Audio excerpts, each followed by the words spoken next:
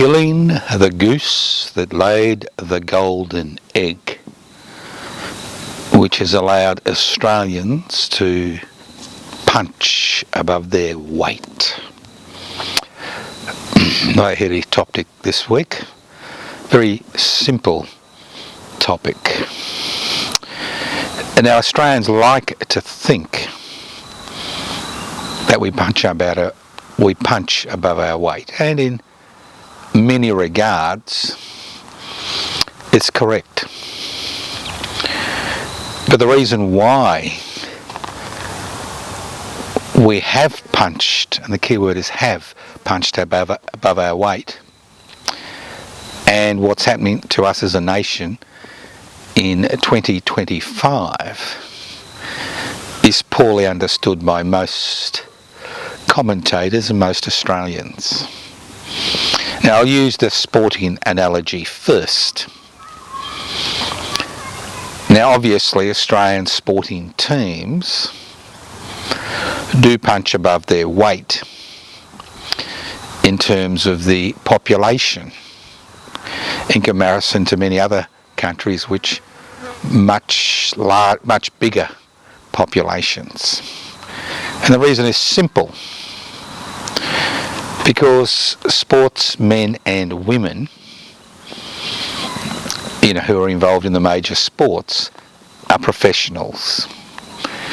In the majority of cases, they're paid. In the majority of cases, we have a whole system of scouts to pick up young talent and then develop that young talent to create professional athletes who can hold their own with much larger nation states. We see this in the Olympics, we see this in cricket, we see this in many other sports. So it's clear why. Because after the disastrous 1976 Olympics, when Australia came home with one silver medal, the federal government decided, like most nation states, to put resources into developing young athletes. So it's simple. So what's that got to do with the rest of us? Now, obviously, it can be a pleasant surprise to see Australian sportsmen and women do very well on the global sphere. And obviously many people, feel a sense of pride, but ultimately it has little impact on you as an individual, apart maybe from a mild positive psychological impact. So let's look at other areas where Australia has punched above its weight and where we see us fall down the ladder in relationship to other countries.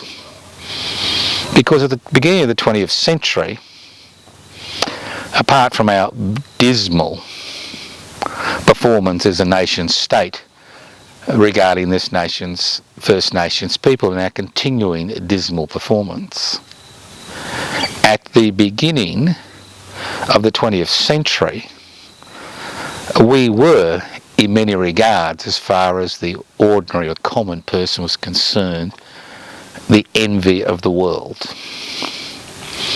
And that occurred through a series of struggles.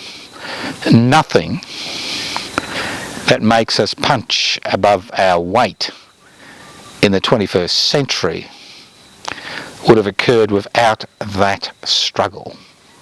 Social struggle, community struggle, trade union struggle.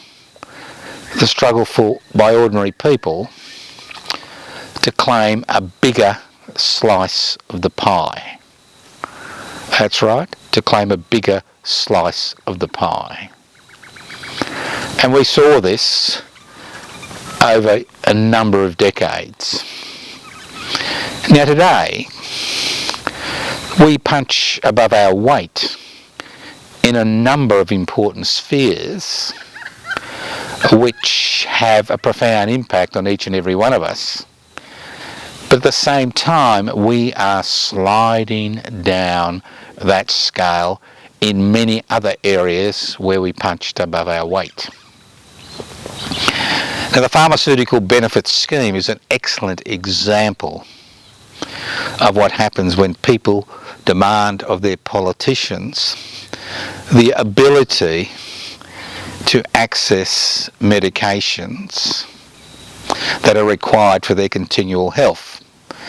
And our pharmaceutical benefits scheme, which is subsidised by the federal government in terms of billions of dollars, ensures that we punch above our weight in terms of our access to essential health services or pharmaceuticals.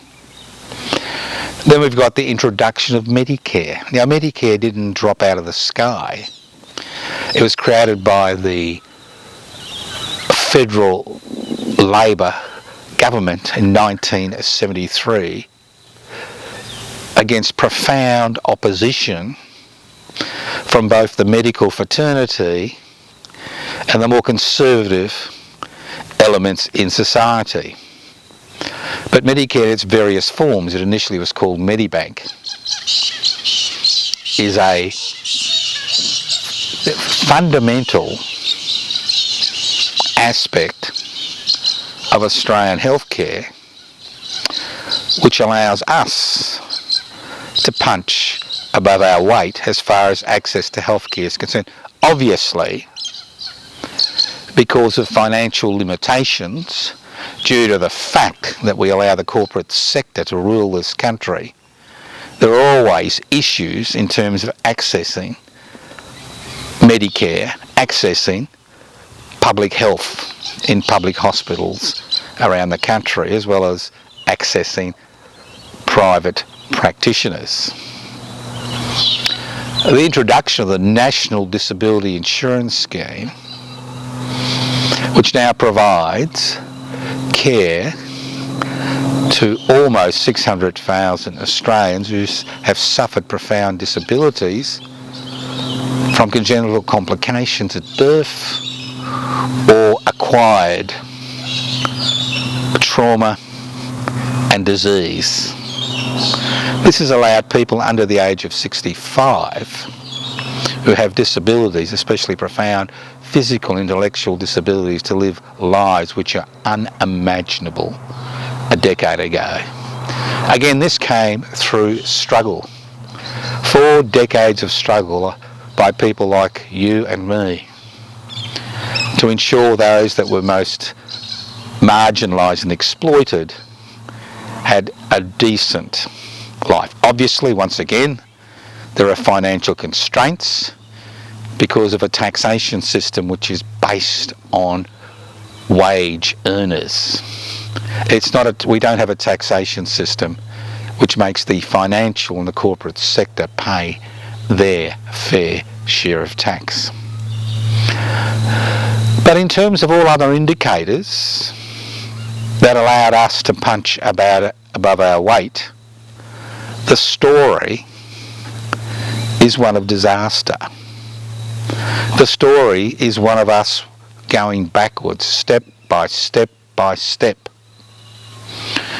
And the series of royal commissions which have occurred in this country over the last decade have highlighted how we have gone backwards in this country in terms of providing early childhood development for the youngest members of our society. The fact is that although we have a system of early childhood development, it is almost totally dependent on the private sector. And the recent investigations by the ABC's Four Corners highlighted something that we all know. That if you leave the provision of essential services, and early childhood development is an essential services, to the private sector, you don't have enough regulations, and more importantly, even if you have the regulations, you don't have the staff to enforce those regulations. That's what happens. The story about aged care is a story which brings tears to your eyes. We are an ageing society. The birth rate is less than replacement, and that's why we rely heavily on immigration. And the fact is, the aged care sector has almost been fully privatised. And the Royal Commission findings into the aged care sector once again highlighted what happens as far as care is concerned when you leave that to the private sector. So now I could go on and on. Energy is the big ticket item today. As we move from a fossil fuel economy to a renewable energy economy, we see resistance growing, especially among conservative elements in our society, led by the Prime Minister in waiting, Mr Dutton, the Honourable Mr Dutton. The privatisation at the state level of essential energy production has made us totally dependent on the private sector. And when you're totally dependent on a private sector and you don't have regulations in place and the staff to ensure those regulations are implemented, then you have the disastrous situation we find ourselves in this country as far as energy is concerned. Gas is a typical example.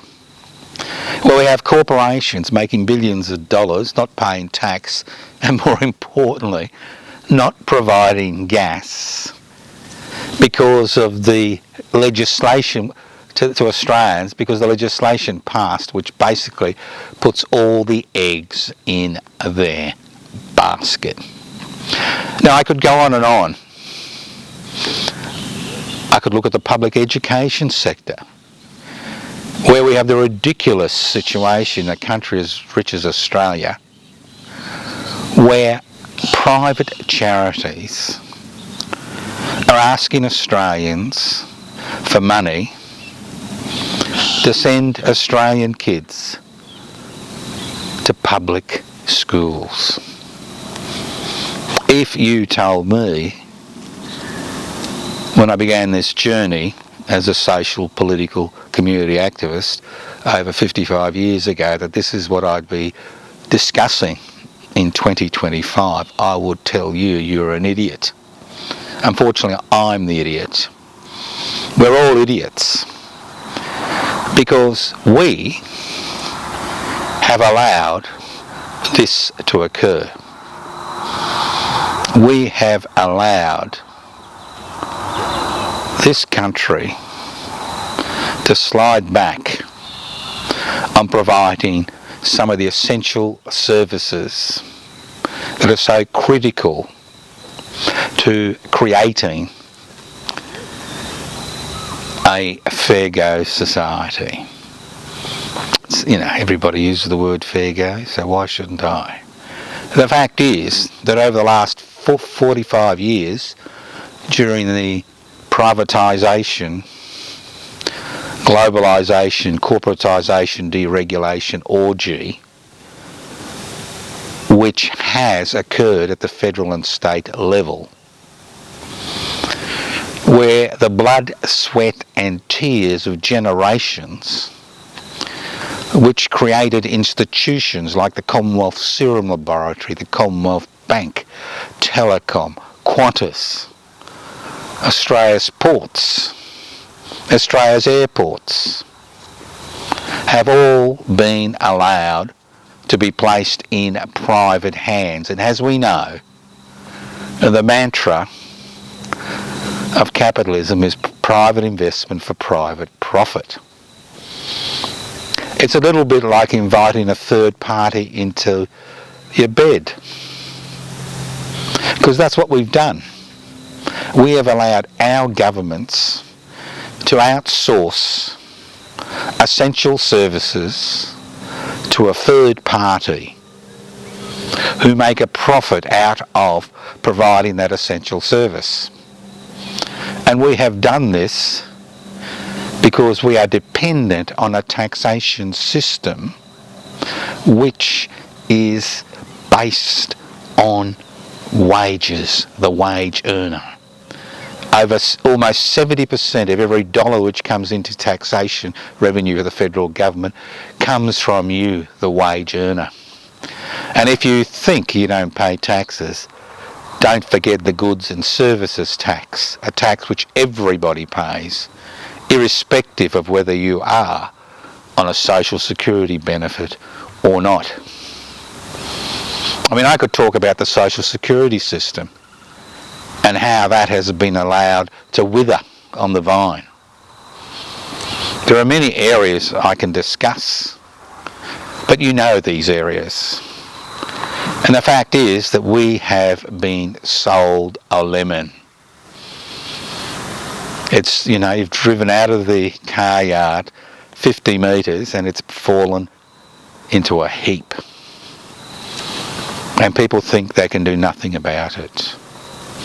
Well, let's cast our mind back over a century ago and how people struggled in order to ensure that you and me and our children and our grandchildren, our friends and our workmates could enjoy the bounty of the Commonwealth of Australia, and how we have allowed that to be stolen right under our eyes by a parliamentary system whose legislators are more concerned about the damage the corporate sector can do to their election chances than actually taking them head on and ensuring they provide essential services to the people of this country.